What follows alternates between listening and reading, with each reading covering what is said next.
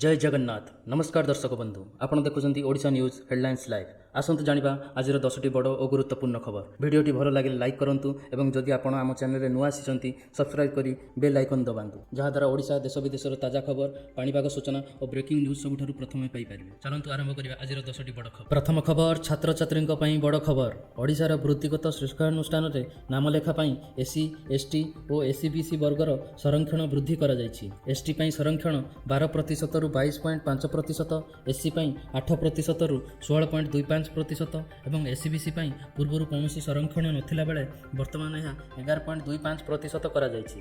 राज्यर सबु विश्वविद्यालय एवं यह अधीन रे थिबा समस्त अनुबंधित शिक्षानुष्ठान रे एही नियम लागू करा जाय नामलेखा करा दिबो।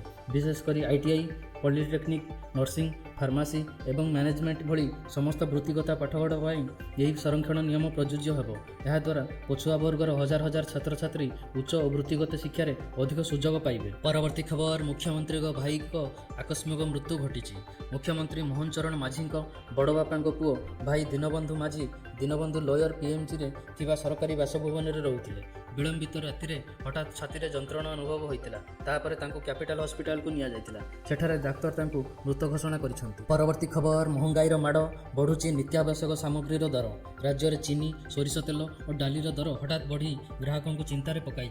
15 दिन मध्य चीनी किलो पिछा 43 रु 48 टंका, सोरिष तेल 160 रु 190 टंका और डाली 120 रु 150 टंका को बढ़ी। पेट्रोल डीजेल दर वृद्धि और परिवहन खर्च बढ़िया यार प्रमुख कारण बोली व्यवसायी माने कहते। ओडिशा अधिकांश खाद्य सामग्री बाहर राज्य आणुथिबारु दर उपर अधिक प्रभाव पड़ुछि। व्यवसायी महासंघ दर नियंत्रण पर सरकारी हस्तक्षेप दाबी करिछि। परवर्ती खबर, भत्ताधारी खुशी खबर।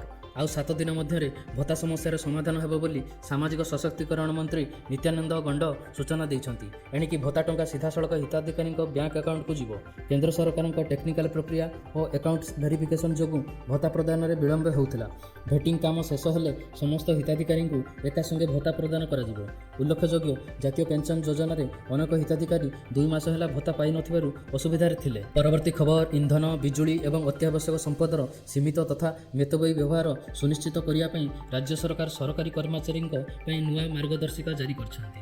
यह अधीन में 6 मास पर्यंत विदेश यात्रा उपर कटकणा लगा जायछि एवं कर्मचारी मानकु मध्याह्न भोजन पई घर को जीवाकु बारण करा जायछि।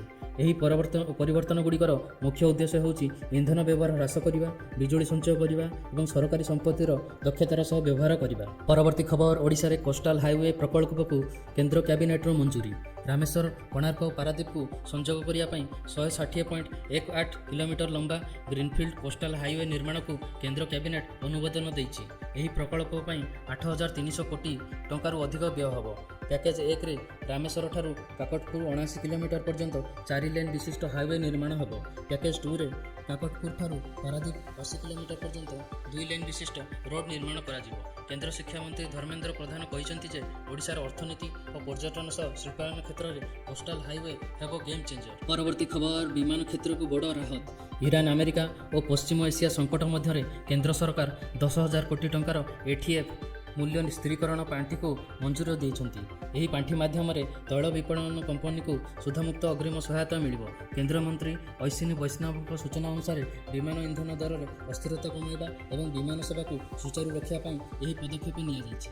एटीएफ दर गत 2 मास बहुगुणा बढ़िथिला बेले पाकिस्तान आकाशपथ बंद थिबारु भारतीय विमान गुडी को लंबा रूट नेबाकू पड़ुछि, जहाँ इंधन खर्च बढ़ाइछि। सरकार एही निष्पत्ति विमान शिल्प और लक्षाधिक चाकरी को सहायता करिबो बोली आशा करा जाउछि। परवर्ती खबर, चांदीपुर रे रुद्रम 2 क्षेपणास्त्र सफल परीक्षण। डीआरडीओ और भारतीय वायुसेनार मिलित सहयोग मंगलवार चांदीपुर आईटीआर रु स्वदेशी रुद्रम 2 एयर टू सरफेस क्षेपणास्त्र सफल परीक्षा करा जायछि। परीक्षण समय क्षेपणास्त्रटी निर्धारित लक्ष्यठू सठिक भाव भेद करी समस्त परीक्षा उद्देश्य पूरण करिछि। हैदराबाद स्थित डीआरडीओ रिसर्च सेंटर इमारत द्वारा विकसित यह क्षेपणास्त्र लक्ष्यभेद क्षमता 350 किलोमीटर और यह 200 केजी पर्यंत युद्धास्त्र वहन करिपारिबो। वर्तमान यार परीक्षण सुखोई SU-30 MKI युद्ध विमान करा जाउछि। परवर्ती खबर, खान सार कोचिंग सेंटर उपरे आक्रमण अभियोग। बिहार पाटना रे खान सार कोचिंग सेंटर बाहर मंगलवार राति आक्रमण होइतिबा अभियोग होइछि।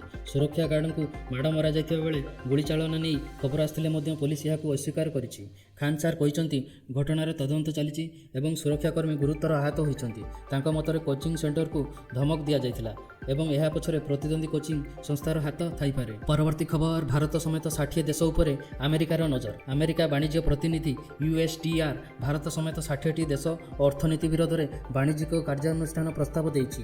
ଅଭିଯୋଗ ଅନୁଯାୟୀ ଏହି ଦେଶଗୁଡ଼ିକ ବଳପୂର୍ବକ ଶ୍ରମରେ ତିଆରି ସାମଗ୍ରୀ ଆମଦାନୀ ଉପରେ ପ୍ରଭାବଶାଳୀ କଟକଣା ଲାଗୁ କରିନାହାନ୍ତି। ଏହାକୁ ଆମେରିକା ବାଣିଜ୍ୟ ଓ ଶିଳ୍ପ ପାଇଁ କ୍ଷତିକାରକ ଦର୍ଶାଇ USTR ଅତିରିକ୍ତ ଟାରିଫ ଲାଗୁ କରିବାକୁ ପ୍ରସ୍ତାବ ରଖିଛି। ପରବର୍ତ୍ତୀ ଖବର, ରଜ ସୁଦ୍ଧା ଓଡ଼ିଶାରେ ପହଞ୍ଚିପାରେ ମୌସୁମୀ। ପାଣିପାଗ ବିଶେଷଜ୍ଞ ଆକଳନ ଅନୁଯାୟୀ ଦକ୍ଷିଣ ପଶ୍ଚିମ ମୌସୁମୀ ଜୁନ୍ 10ରୁ 14 ମଧ୍ୟରେ ଓଡ଼ିଶାରେ ପ୍ରବେଶ କରିପାରେ। ଏହା ସତ ହେଲେ ରଜ ପର୍ବ ସମୟରେ ବର୍ଷାର ମଜା ମିଳିପାରେ ଏବଂ ଗରମରୁ ଆଶ୍ୱସ୍ତି ମିଳିବ। ବିଶେଷଜ୍ଞଙ୍କ ମତରେ ମୌସୁମୀ ଜୁନ୍ 4 କିମ୍ବା 5ରେ କେରଳ ଛୁଇଁପାରେ ଏବଂ ପରବର୍ତ୍ତୀ ସପ୍ତାହରେ ଧୀରେ ଧୀରେ ଆଗକୁ ବଢ଼ିବ। ବଙ୍ଗୋପସାଗର ଓ ଆରବ ସାଗର ଶାଖା ଅନୁକୂଳ ରହିଲେ 13 କିମ୍ବା 14 ଜୁନ୍ରେ ଓଡ଼ିଶାରେ ମୌସୁମୀ ପହଞ୍ଚିବାର ସମ୍ଭାବନା ଅଧିକ। ତେବେ ବର୍ତ୍ତମାନ ବଙ୍ଗୋପସାଗରରେ କୌଣସି ଲଘୁଚାପ ସୃଷ୍ଟି ହୋଇନଥିବାରୁ ମୌସୁମୀ ଆଗମନ ତାରିଖ ଉପରେ ନଜର ରହିଛି। ଦର୍ଶକ ବନ୍ଧୁ, ଏହି ଥିଲା ଆଜି ଦିନର 10ଟି ଗୁରୁତ୍ୱପୂର୍ଣ୍ଣ ଖବର। ଯଦି ଭିଡ଼ିଓଟି ଭଲ ଲାଗିଲା ଲାଇକ୍ କରିବା ସହିତ ଆମ ଚ୍ୟାନେଲକୁ ସବସ୍କ୍ରାଇବ୍ କରନ୍ତୁ। ଭିଡ଼ିଓଟିକୁ ଶେଷ ପର୍ଯ୍ୟନ୍ତ ଦେଖିଥିବାରୁ ଆପଣଙ୍କୁ ବହୁତ ବହୁତ ଧନ୍ୟବାଦ। ଜୟ ଜଗନ୍ନାଥ।